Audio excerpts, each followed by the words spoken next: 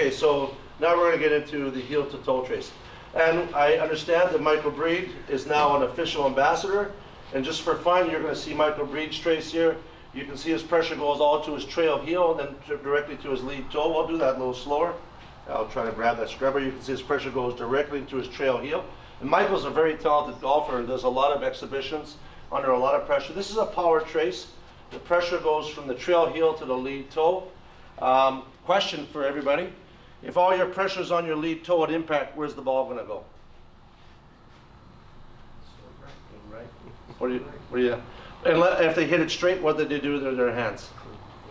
They flipped it. So the very first time you fix this guy's trace, and you make the lines more straight back and straight through, what do they do? Yeah, they primarily pull it left. So it takes them a little while to neutralize the hands. And my goal from the get-go as a competitive golfer was to identify, I always thought that under pressure your hands choke. I think it's unarguable. And so my goal was to take the emphasis out of the hands and put it into the feet. Because I was taught by some great teachers, Ken Manchuri, Bob Toski at the University of Miami, played a little bit of tour. And under pressure, these hands got to weigh on you. And so by learning how to control the pressure with your feet, allows you to take the emphasis off your hands and possibly play better. And it's actually worked. We've had a lot of success on tour. But this heel toe trace, you're going to see this with a lot of young kids. And we're going to go through the traces fairly quickly so we can get into the good content. But we all should have the same lingo. So this is a heel to toe trace. Does it work, Jake? Yeah, no, it works.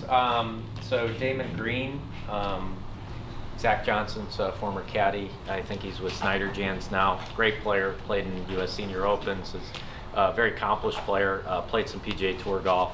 I don't want to play him for paychecks, right? He was showing this trace, and so the question I always get, and maybe the fear factor in pressure mapping, is this is very cool, but I don't know if I should change it or leave it alone.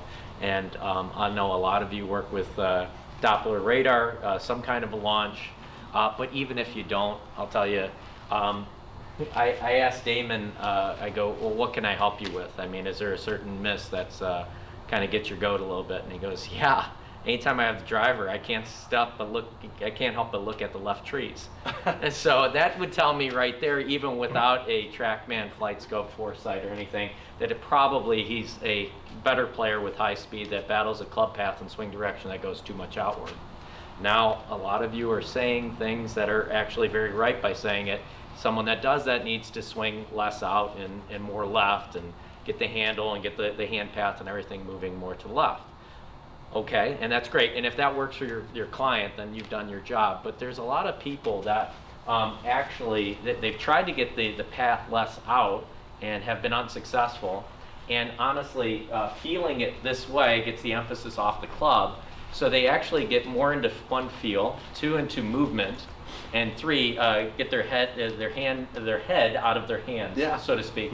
So you can help a lot of people, especially high-level players, be more neutral with their club path without actually having to discuss it. So that would be the advantage there.